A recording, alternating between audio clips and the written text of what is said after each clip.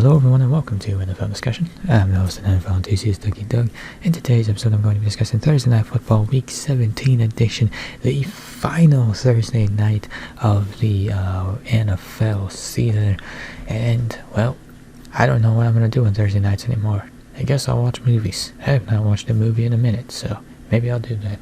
But either way, this has kind of been like my favorite part of the fall/winter is just the Thursday Night Football too. Moving over to Prime, I'll be honest, I enjoyed the Prime experience. I never really had any issues with it. Nothing that I could really complain about that much.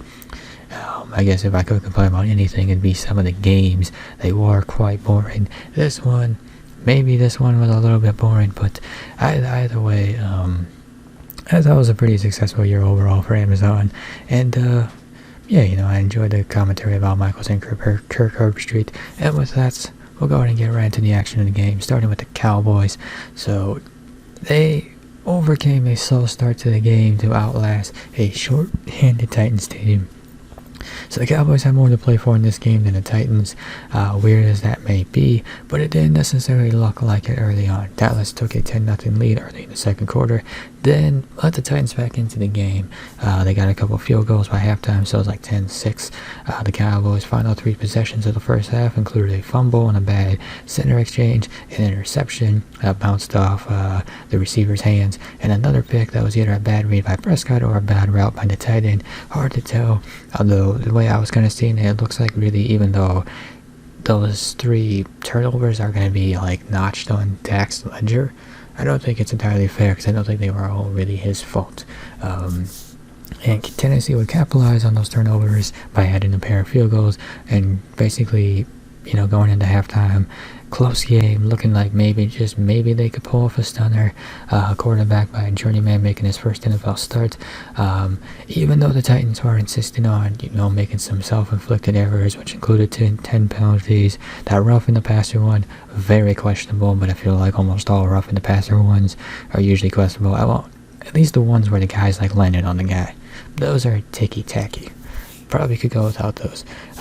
The Cowboys tried their hardest to match the mistake for mistake, but, it was not enough to throw the game, if you will. Once the second half got underway, Dalton Schultz, who had 2 touchdowns, C.V. Lamb and T.Y. Hilton, kind of took over for the offense, and the defense stepped up when it had to make sure that the Titans didn't make this a close game. And then, circling back to those turnovers from Prescott, those turnovers, could they become a larger issue? All in all, this is a tough game to put, stock in, as the Cowboys were on the road, short rest. Tony Pollard out of the game. Their center, Tyler Biadasz, went down with an ankle injury and did not return. And also factor in that the Titans rested some key players like Derrick Henry.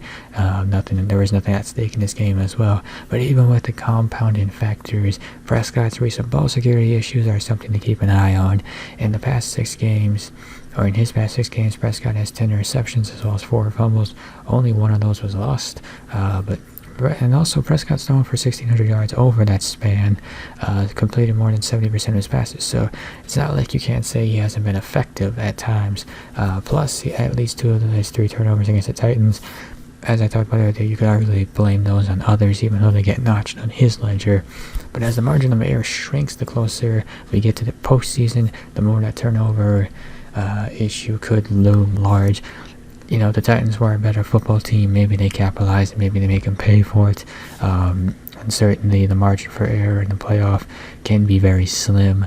There's those, so you're probably going to want, if there's a fix you can implement for those turnovers, you're going to want to do that. And speaking of fix, Cowboys were first forced to make some personnel changes on the fly in this game. So they lost their center, which, wouldn't be considered a positive development, even though he did struggle in this game more than most in recent memory. But it did give Dallas a chance to see what a patchwork offensive line might look like. So after the center, Biadasz went down and left the game, the Cowboys would shift left guard Connor McGovern to center, move left tackle Tyler Smith to left guard, and brought in Jason Peters at right tackle. Did you get all that? And it was probably not expected to see Tyler Smith and Tyron Smith together on the field, but that was a change deemed necessary at the time, and the Cowboys O-line responded nicely to close out the game. The other offensive switch happened with the receivers, and that was more of a subtle one.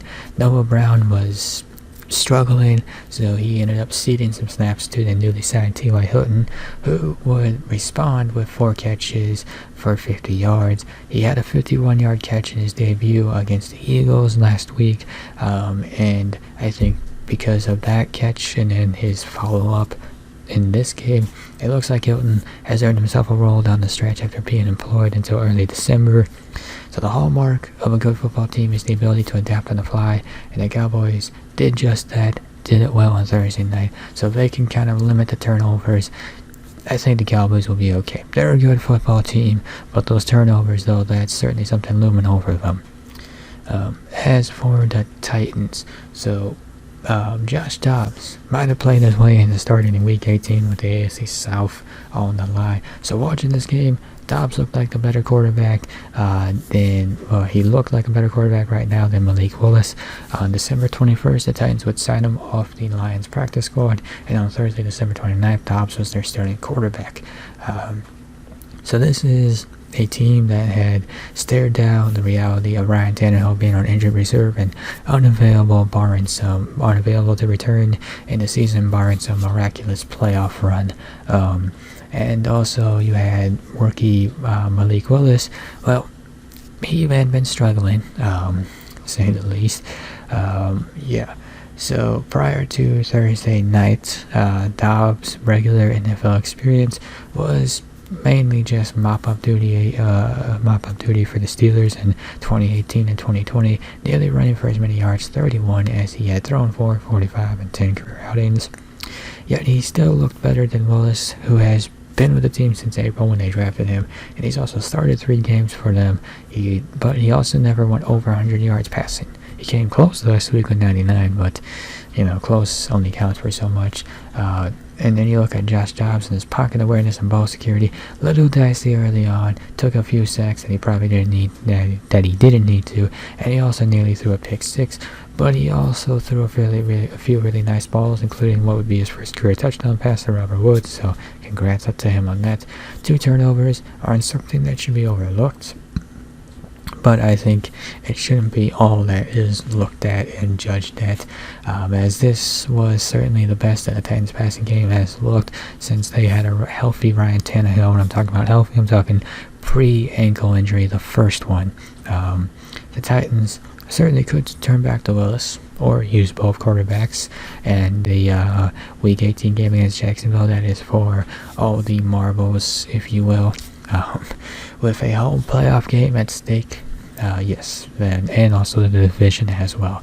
So it feels like Dobbs will get to start next Sunday after his performance, and certainly I think Al Michaels and Kirk Herbstreit are certainly forecasting it, saying it's likely Dobbs will start and everything else. I mean, he was throwing some balls down the field too, and there were some drops that worked against him, but when those passes weren't being dropped, they were certainly some nice throws as well too, and it certainly does kind of create the interesting possibility of, hey, if Dobbs does start next week, he's got even more time. He's got that little mini bye to prepare. It's a very enticing idea. And Derrick Henry's going to be back as well too. So now you factor in more time in the system, more time in the offense, plus Derrick Henry, even more enticing.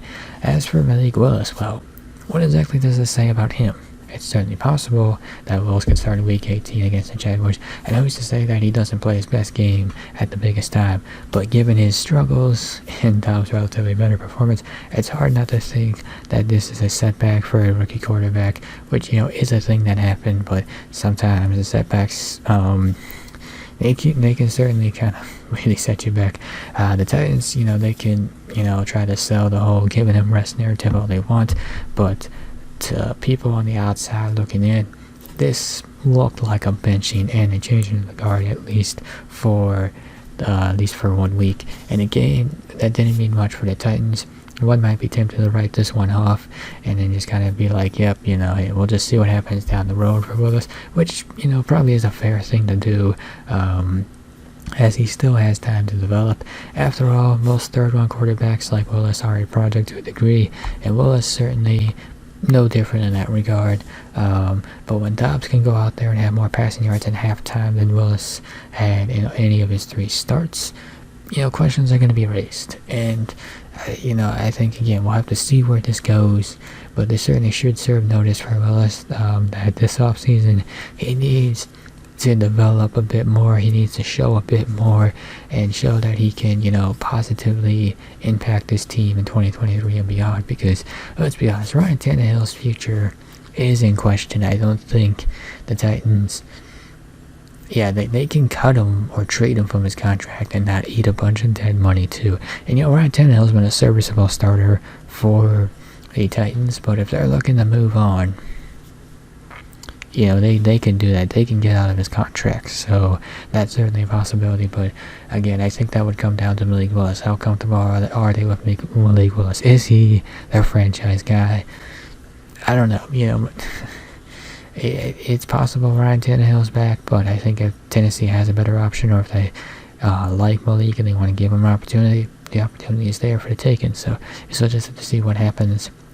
And with that, we'll go ahead and wrap up this episode of NFL Discussion. If you enjoyed this episode, be sure to hit that like button down below.